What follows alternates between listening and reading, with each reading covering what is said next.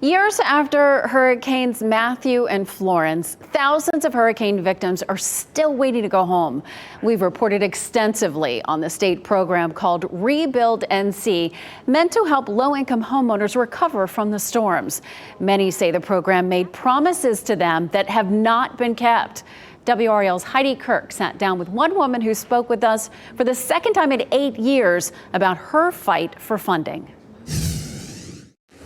At 81 years old, Lucy Body's mind is as sharp as ever. She remembers every detail of October 2016, when Hurricane Matthew washed away her home in Princeville. I lost everything that I had. They told me I couldn't live there anymore. It won't gonna be livable no more, because the water stayed in my house 14 days. Body calls the Hilma Green Apartments her safe haven. WRAL News was there in 2018 when Body cut the ribbon for the affordable housing complex alongside Governor Cooper. Body says she'll never forget his promise to send assistance, and she thought he had. I got this letter in the mail saying that they rewarded me money to replace my home. The letter she mentions was from Rebuild NC, North Carolina's disaster recovery program created by the governor, awarding her $90,000 to rebuild her home.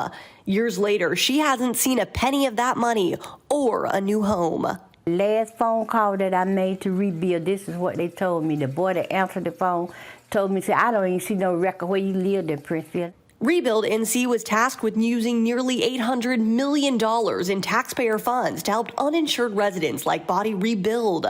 WRAL News reported extensively on the program's slow progress and the $175 million deficit.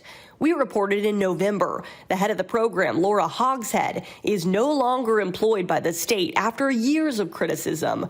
We reached out to Rebuild NC with these questions, asking them as of today, how many residents are still waiting for help and what's being done about it. A spokesperson says this: Rebuild NC is currently serving 1,279 applicants. Of those, 589 are in pre-construction steps and another 690 are in active construction. Heidi Kirk, WRAL News, Princeville.